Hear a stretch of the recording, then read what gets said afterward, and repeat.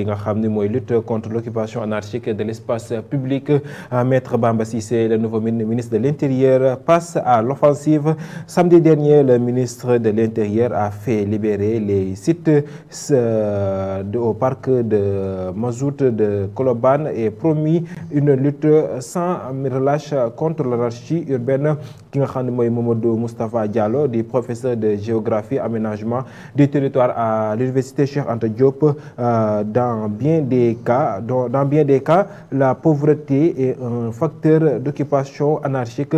Si vous voulez bien kay batay ki nga xamné moy yitu rew mi Bassirou Diomaye Faye nga xamné jamono ji ma nga fofé sa rew diwanu New York ngir sommet extraordinaire bu Nations Unies di 80e assemblée générale de l'ONU. Les attentes autour du discours du chef de l'État.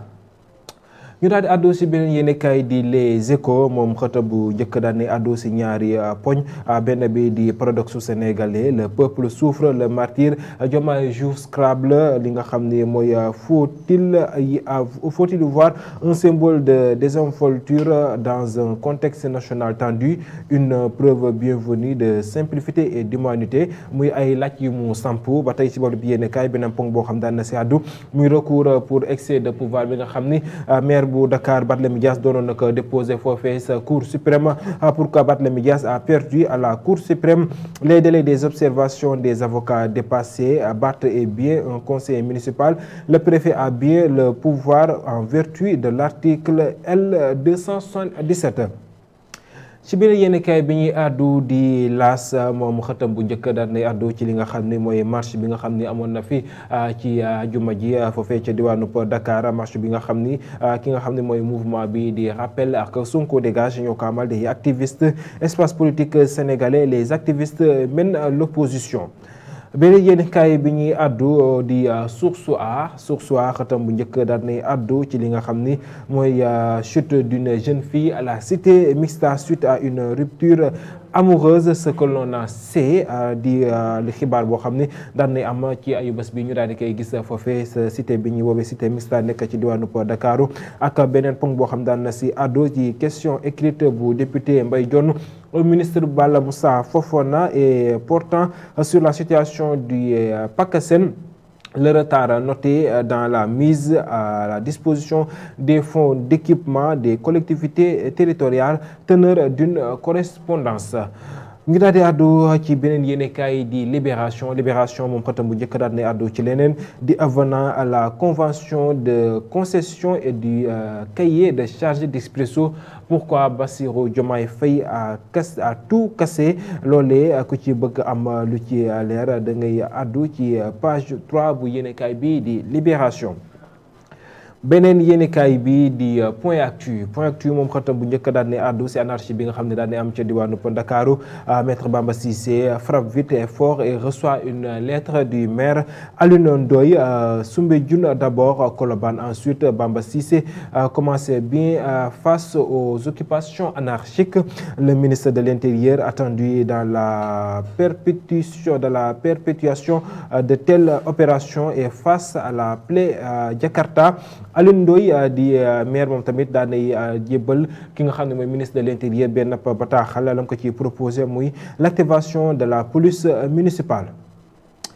yéenekaay bi di L'Observateur la ñuy àddu xëtam bu njëkk daan nay àddu ci Samuel Sarr entendu par la DIC, secret d'une audition à domicile. 2 véhicules de luxe, un Land Rover urban de D300 Defender 1,1 SA HSE et une Mercedes-Benz de S500 au cœur de l'enquête, acquis pour 200 millions de francs CFA auprès du fils de l'ancien président. L'ancien ministre affirme que cet achat n'a aucun lien avec une relation d'affaires et précise avoir déjà revendu l'un des véhicules. Marchandage, facture, carte grise et paiement par chèque.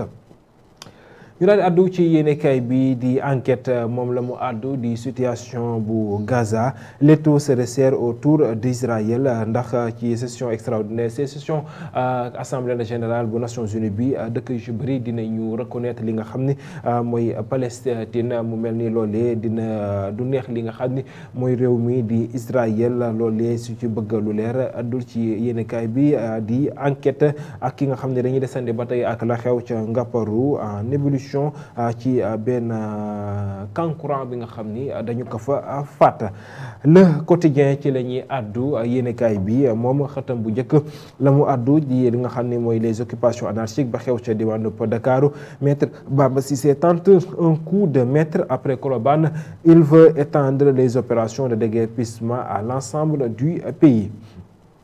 dañuy addu ci li nga xam ni mooy yor-yor bi moom xëtam bu njëkk ci loolee la indiwaat ba tey di sécurité et urbanisme Bamba Cissé qui frappe fort Colobane dégagé des occupations anarchiques ba tey ñu desandi ci boobu lépp yéen kay ak diaspora bond bi nga xam ni gouvernement bu Sénégal dana koy lancé ci 18 septembre bi ñu génn un levier stratégie pour le redressement économique bu ñu sukkandikoo ci Souleymane mi di analyste économiste.